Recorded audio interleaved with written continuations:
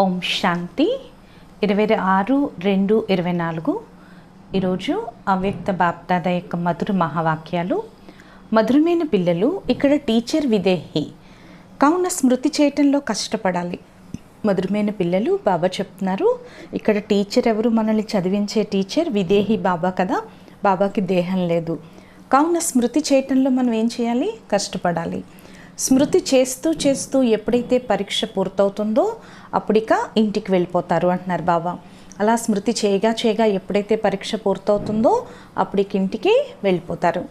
ప్రశ్న: పిల్లలు స్మృతిలో ఉండేందుకు బాగా కృషి చేయాలి, ఏ మోసంలోకి ఎప్పుడూ రాకూడదు అంటున్నారు బాబా. పిల్లలు స్మృతిలో ఉండేందుకు బాగా కృషి చేయాలి, ఏ మోసంలోకి ఎప్పుడూ రాకూడదు.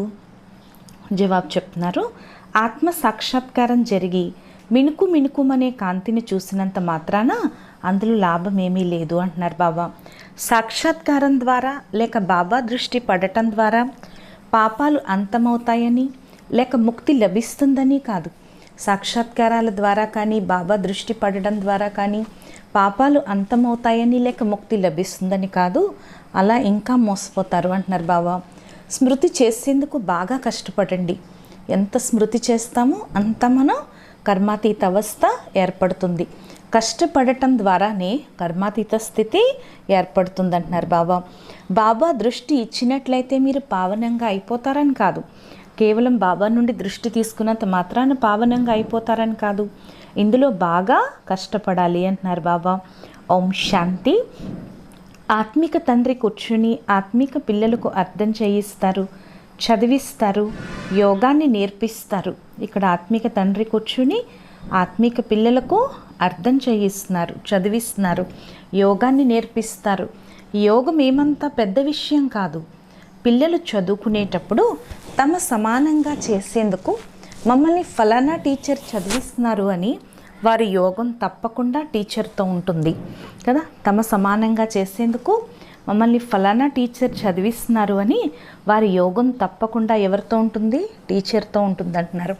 లక్ష్యము ఉద్దేశ్యము ఉంటుంది కదా, వాళ్ళకి లక్ష్యము ఉద్దేశ్యము ఉంటుంది కదా అంటున్నారు బాబా. ఫలానా తరగతిలో ఫలానా క్లాస్లో చదువుతున్నాము అని భావిస్తారు. ఏం భావిస్తారు? మేము ఫలానా క్లాసు ఫలానా తరగతిలో చదువుతున్నాము అని భావిస్తారు. నాతో మీరు యోగాన్ని జోడించండి అని టీచర్ చెప్పవలసిన పని ఏమీ ఉండదు కదా. అక్కడ మాటిమాటికి టీచర్ చెప్తారా? నాతో యోగాన్ని జోడించండి అని.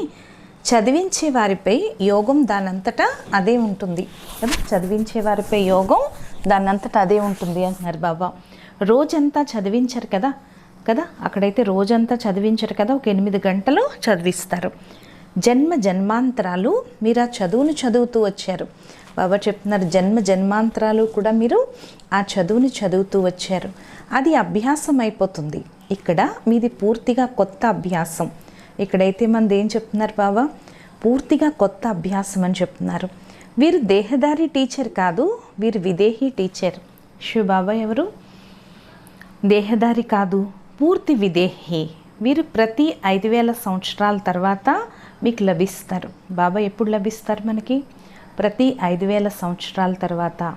నేను మీ దేహదారి శిక్షకుణ్ణి కాను అని వారు స్వయం అంటారు. కావుననే ఈ స్మృతి నిలవదు.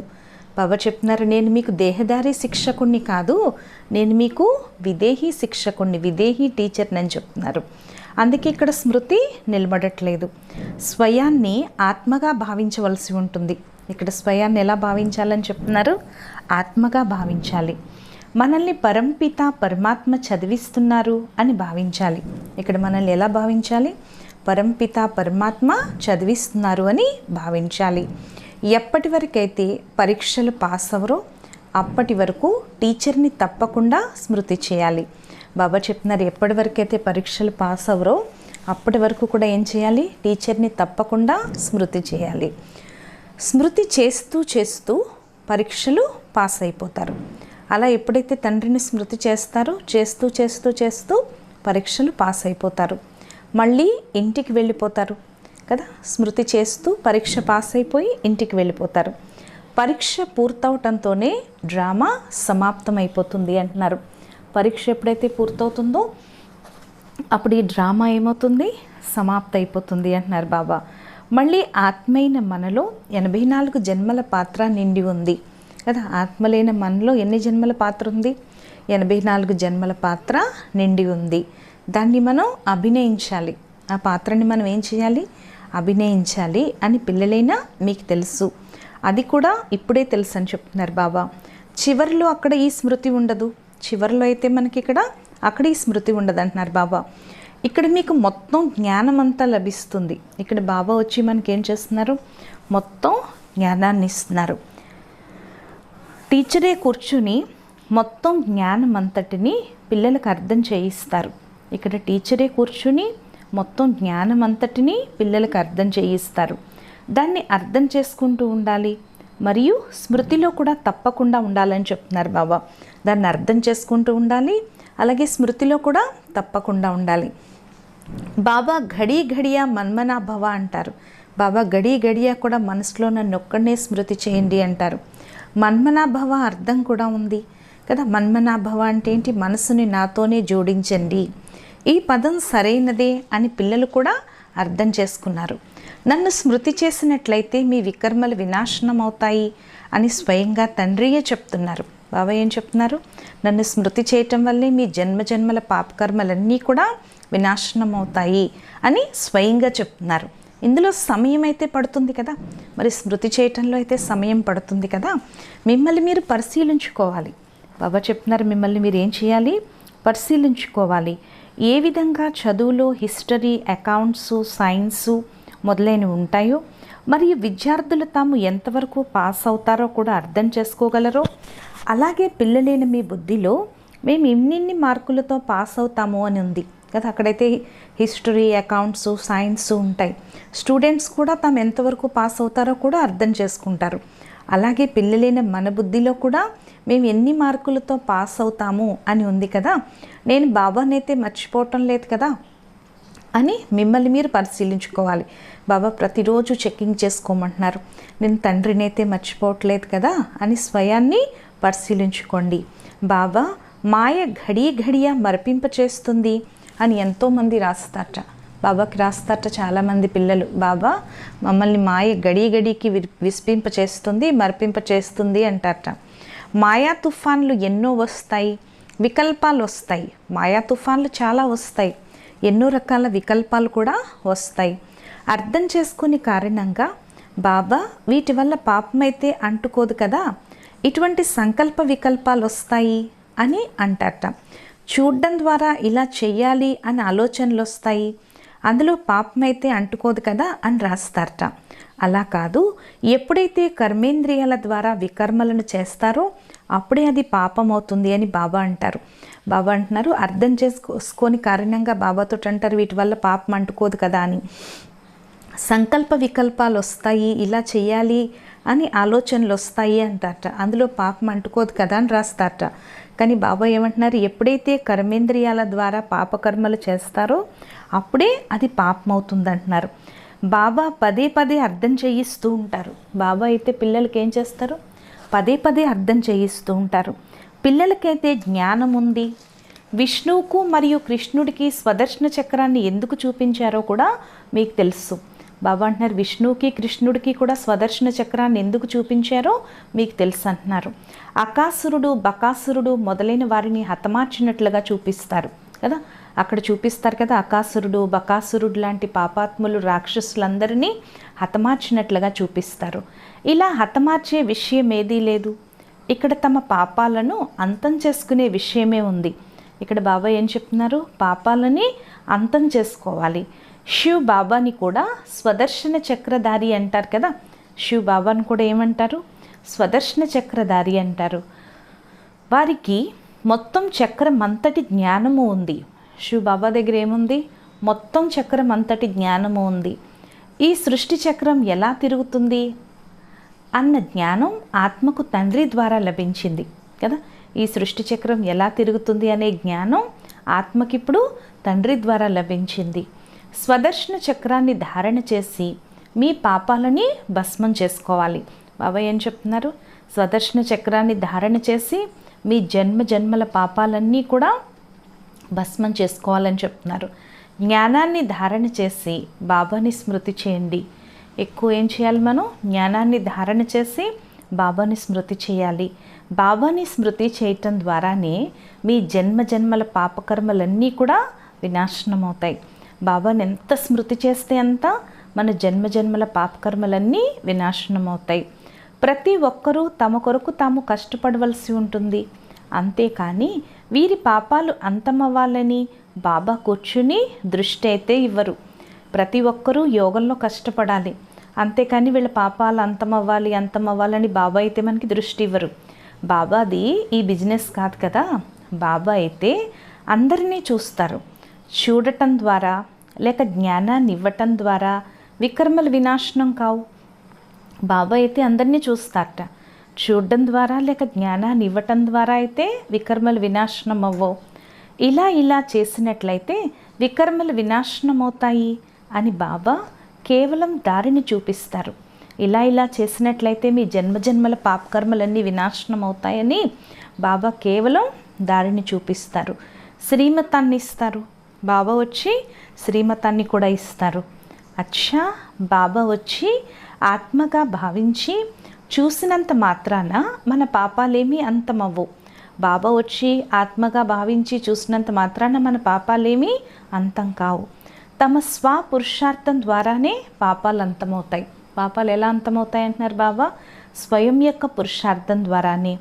బాబా కూర్చుని ఈ విధంగా చేస్తే అది కూడా ఒక వృత్తి అయిపోతుంది కదా. బాబా కూర్చుని ఒకవేళ పాపాలు పోవడానికి దృష్టి ఇచ్చారనుకోండి, అది కూడా ఒక వృత్తి అయిపోతుంది కదా. దృష్టి తీసుకుని పాపాలు పోగొట్టుకుని మళ్ళీ మొదలు పెడతారు చేయటం కదా. అందుకని మీకు మీరు కష్టపడాలని చెప్తున్నారు బాబా. మీరు ఏ విధంగా మీ తండ్రిని స్మృతి చేయండి అని బాబా అర్థం చేయిస్తారు. బాబా శ్రీమతాన్ని ఇస్తారు. మీకు మీరుగా శ్రమ పడాలి.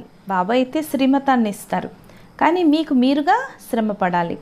ఫలానా సాధు సన్యాసి దృష్టి పడినా చాలు అని చాలామంది భావిస్తారు.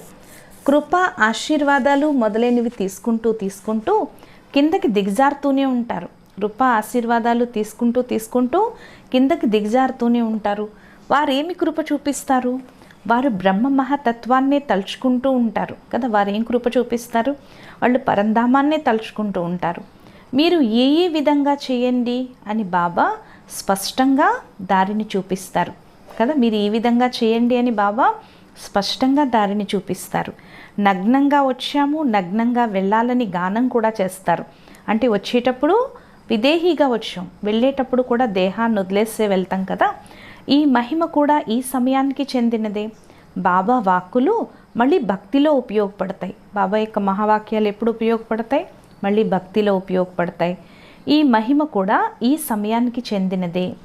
నన్ను స్మృతి చేస్తే మళ్ళీ మీ జన్మజన్మల పాపకర్మలన్నీ వినాశనం అవుతాయి అని బాబా అంటారు. బాబా ఏమంటున్నారు? నన్ను ఎంత స్మృతి చేస్తే అంత మీ జన్మజన్మల పాపకర్మలన్నీ వినాశనం అవుతాయి. బాబా అయితే శ్రీమతాన్ని ఇస్తారు. ఇది కూడా డ్రామాలో వారి పాత్రయే.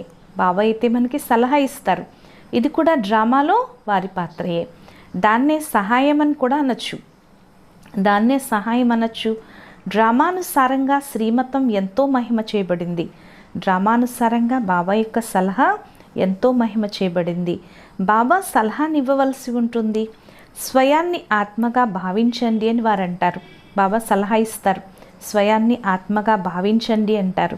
అంతేకాని వారు సహాయం చేసి కర్మాతీత స్థితిలోకి తీసుకెళ్తారని కాదు. అలానే బాబా మనకి సహాయం చేయటం వల్ల మనం కర్మాతీత స్థితిలోకి వెళ్ళిపోతామని కాదు. అలా చేయరు. సమయం పడుతుంది, ఎంతగానో కష్టపడవలసి ఉంటుంది. కర్మాతీత స్థితి రావడానికి కూడా సమయం పడుతుంది. దానికి ఎంతగానో కష్టపడాలి. స్వయాన్ని ఆత్మగా భావించే అభ్యాసం చాలా బాగా చేయాలి. బాబా ఏం చెప్తున్నారు? ఎక్కువ స్వయాన్ని ఆత్మగా భావించే అభ్యాసం చేయండి. నిజానికి మాతలకు ఎంతో సమయం లభిస్తుందిట. పురుషులకైతే తమ వ్యాపారాల చింత ఉంటుంది. బాబా అంటున్నారు మాతలకైతే ఎంతో టైం ఉంటుంది, అన్నయ్యలకైతే వ్యాపారాల చింత ఉంటుంది. పిల్లలైన మీరు బాబాని స్మృతి చేస్తూ లాటరీని తీసుకోవాలట. అలా మనం బాబాని స్మృతి చేస్తూ ఏం చేయాలి? లాటరీ తీసుకోవాలి. తద్వారా తుప్పంతా వదిలిపోతుంది. అప్పుడే మనకి పట్టిన తుప్పంతా వదిలిపోతుంది అంటున్నారు బాబా. ఫలానా వారు మంచి పురుషార్థులు చార్టు పెడతారు అని అనుభవం అవుతుంది. ఫలానా వారు మంచి పురుషార్థులు చార్టు పెడతారు అని అనుభవం అవుతుందిట. భక్తిలో కూడా 2-3 గంటలు కూర్చుండిపోతారు. భక్తిలో కూడా ఏం చేస్తారు, 2 గంటలు 3 గంటలు అలా కూర్చుండిపోతారు. వానప్రస్థులు, గురువులు మొదలైన వారిని ఎంతగానో ఆశ్రయిస్తారు. కానీ ఎంతగా అయితే దేవతల్ని తలుచుకుంటారో అంతగా వారిని కూడా తలుచుకోరు. నిజానికి దేవతల్ని స్మృతి చేయవలసిన అవసరం లేదు. అలాగే దేవతలు ఎప్పుడూ నేర్పించరు కూడా అంటున్నారు బాబా. పిల్లలైన మీ కొరకు ఇది కొత్త విషయం ఏమీ కాదు. అలాగే ఇక్కడ లక్షల సంవత్సరాల విషయం కూడా లేదు అంటున్నారు బాబా. ఎప్పుడైతే స్థాపన మరియు వినాశన కార్యం జరుగుతుందో అప్పుడే తండ్రి వస్తారు. ఎప్పుడైతే స్థాపన మరియు వినాశన కార్యం జరుగుతుందో అప్పుడే బాబా వస్తారు. ఈ వినాశనం అయితే కల్పకల్పం జరుగుతుందని పిల్లలకి తెలుసు. ఇది కల్పపూర్వం కూడా జరిగింది. 5000 సంవత్సరాల క్రితం కూడా ఇది జరిగిందని మీరు రాస్తారు కూడా. బాబా తమను కలుసుకునే దారిని ఏదైతే తెలియచేస్తారో ఇది కొత్త విషయం ఏమీ కాదు కదా. బాబా మనకి తన్ని కలుసుకునే దారి ఏదైతే తెలియచేస్తారో ఇదేది కొత్త విషయం కాదంటున్నారు.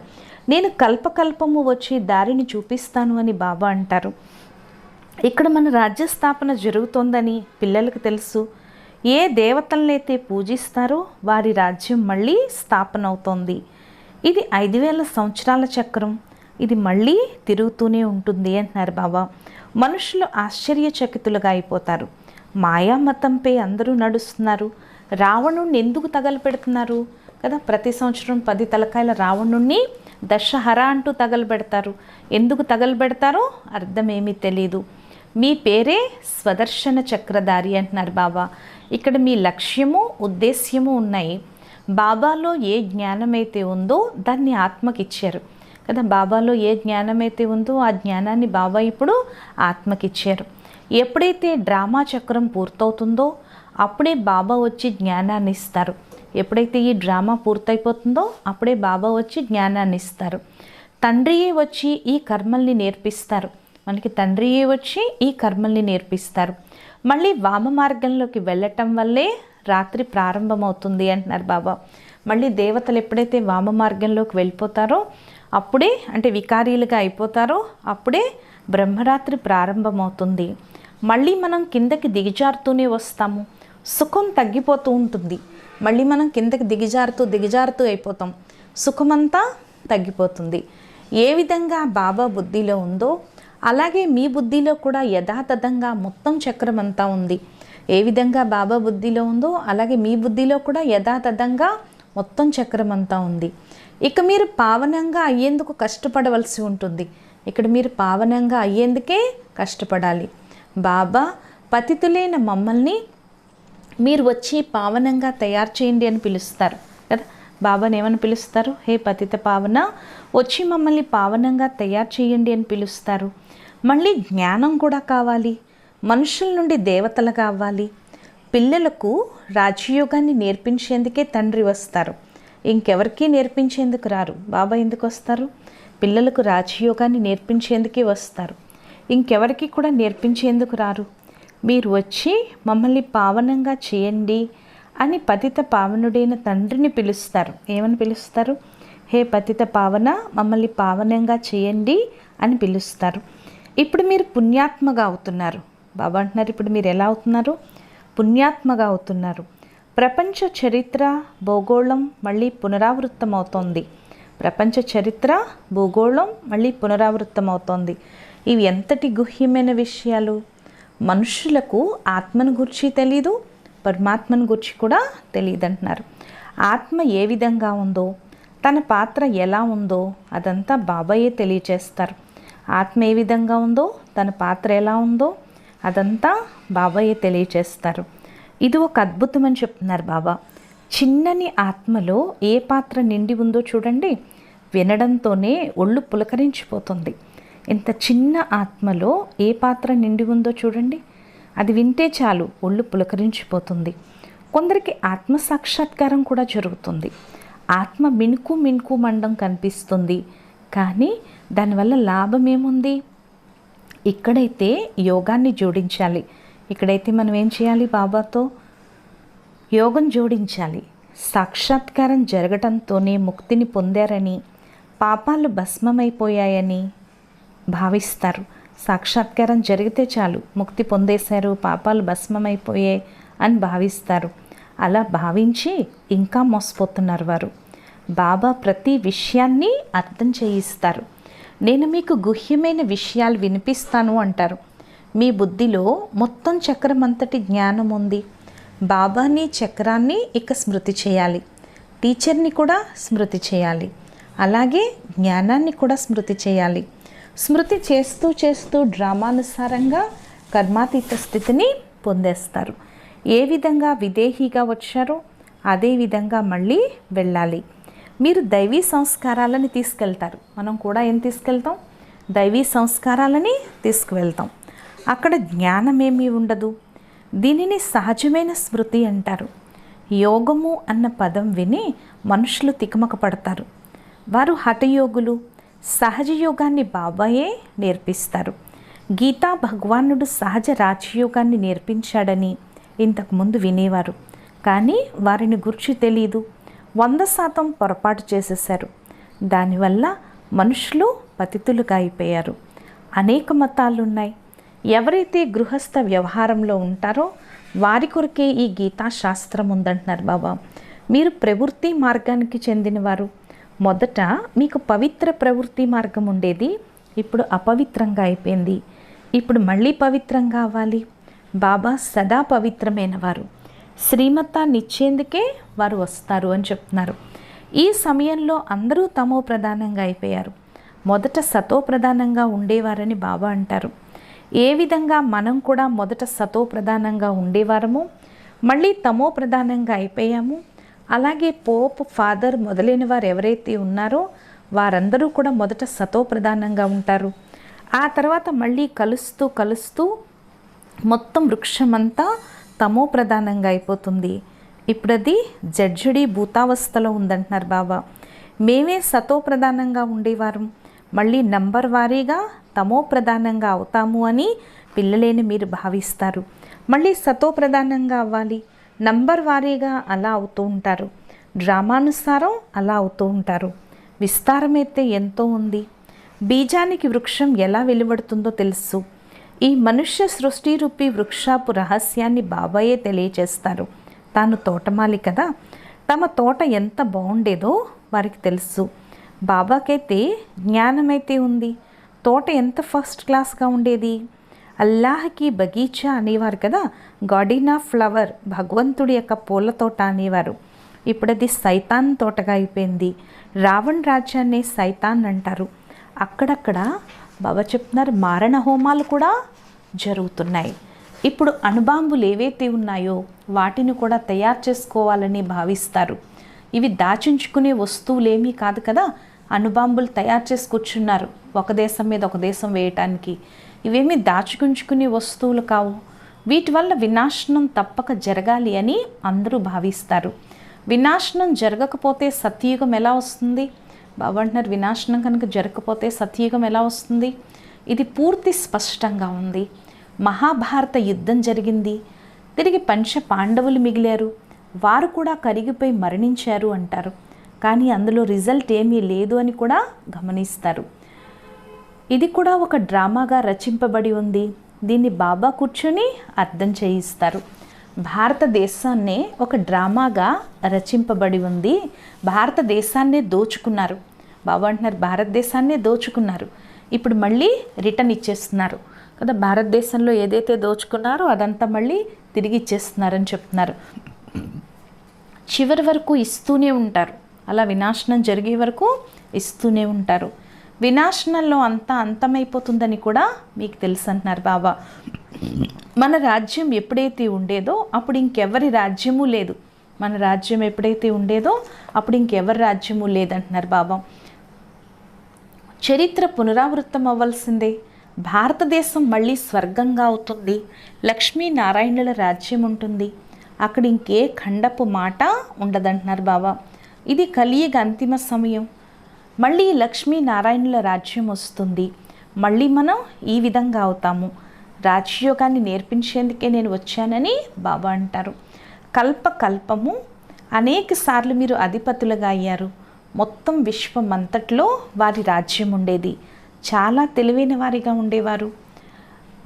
బాబా అంటున్నారు, అక్కడ వారికి మంత్రి మొదలైన వారి నుండి సలహా తీసుకోవాల్సిన అవసరం ఉండదు సత్యయుగంలో కదా. బాబా మనకి జ్ఞానాన్ని ఇచ్చి మన బుద్ధిని ఎంత వికసింప చేస్తున్నారంటే మంత్రి సలహా తీసుకోకుండా పాలన జరుగుతుంది. ఇది బాబా ఇచ్చే దివ్య బుద్ధికి గుర్తు అన్నమాట. ఇది డ్రామాగా రచింపబడి ఉంది. ఇది మళ్ళీ పునరావృత్తమవుతుంది. కృష్ణుడి మందిరంను సుఖధామం అంటారు. శివ్ బాబా వచ్చి సుఖధామాన్ని స్థాపిస్తారు. క్రీస్తుకి 3000 సంవత్సరాల క్రితం భారతదేశం స్వర్గంగా ఉండేదని వారు స్వయం చెప్తారు. మొదట ఒకే ధర్మం ఉండేది, ఆ తర్వాత ఇతర ధర్మాలు వచ్చాయి. బాబా మనకు రాజ్యాధికారాన్ని ఎలా ఇస్తారో చూసి పిల్లలు ఆశ్చర్యపోవాలి. బాబా వచ్చి భక్తికి ఫలాన్ని ఇస్తారు. ఇది ఎంత సహజం. కానీ ఎవరైతే కల్పపూర్వం నంబర్ వార్గా పురుషార్థానుసారంగా అర్థం చేసుకుని ఉంటారో వారే అర్థం చేసుకుంటారు. అచ్చా, మధురాది మధురమైన ఆత్మిక పిల్లలకు మాతాపిత బాప్దాదాల ప్రియ స్మృతులు మరియు గుడ్ మార్నింగ్. ఆత్మీక పిల్లలకు ఆత్మీక తండ్రి యొక్క నమస్తే. మధురాతి మధురమైన ఆత్మిక తండ్రికి ఆత్మిక పిల్లల యొక్క ప్రియ స్మృతులు, గుడ్ మార్నింగ్ మరియు నమస్తే నమస్తే నమస్తే. శుక్రియా బాబా, శుక్రియా. ధారణ కొరకు ముఖ్య సారం. ఫస్ట్ పాయింట్, స్వదర్శన చక్రాన్ని ధారణ చేసి మీ పాపాలను భస్మం చేసుకోవాలి. కర్మేంద్రియాలతో ఎటువంటి పాపకర్మలు జరగకుండా సంభాళించుకోండి. కర్మాతీతులుగా అయ్యేందుకు చాలా స్వయం బాగా కష్టపడండి. సెకండ్ పాయింట్, సాక్షాత్కారాల ఆశ నుంచుకోకూడదు. సాక్షాత్కారాలు పొందటం ద్వారా ముక్తేమీ లభించదు, పాపాలు అంతమవ్వవు. సాక్షాత్కారాల వల్ల లాభం ఏమీ లేదు. తండ్రి మరియు జ్ఞానాన్ని స్మృతి చేయటం ద్వారానే తుప్పు వదులుతుంది. వరదానము, ముఖం ద్వారా సర్వశ్రేష్ఠ ప్రాప్తులను అనుభవం చేయించే సర్వప్రాప్తి సంపన్న భవ.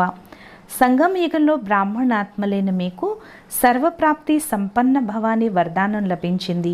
ఇటువంటి వరదాని ఆత్మకు కష్టపడవలసిన అవసరం ఉండదు.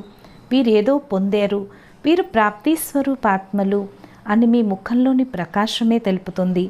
కొందరి ముఖాలని చూసి ఇది ఉన్నతమైన గమ్యం, వీరు చాలా పెద్ద త్యాగం చేశారు అని మనుషులు అంటారు. వారి త్యాగం కనిపిస్తుంది కానీ భాగ్యం కనిపించదు. ఎప్పుడైతే సర్వ ప్రాప్తుల నశాలో ఉండి మీ భాగ్యాన్ని చూపిస్తారో అప్పుడు సహజంగానే ఆకర్షితులై వస్తారు. ఇప్పుడు మీ త్యాగాలను చూసి పారిపోతున్నారు. ఎప్పుడైతే మీ భాగ్యం కనపడుతుందో అప్పుడు ఆత్మలు సహజంగానే ఆకర్షితులై పరుగున బాబా దగ్గరికి వస్తారు. స్లోగన్ను, ఎక్కడైతే ఉల్లాస ఉత్సాహాలు ఐకమత్యపు సంఘటన ఉంటాయో అక్కడ సఫలత ఇమిడి ఉంటుంది. ఎక్కడైతే ఉల్లాస ఉత్సాహాలు ఐకమత్యపు సంఘటన ఉంటుందో అక్కడ సఫలత ఇమిడి ఉంటుంది. అచ్చా, ఈరోజు స్వమానం, నేను సర్వప్రాప్తి సంపన్నాత్మను. అచ్చా, ఓం శాంతి.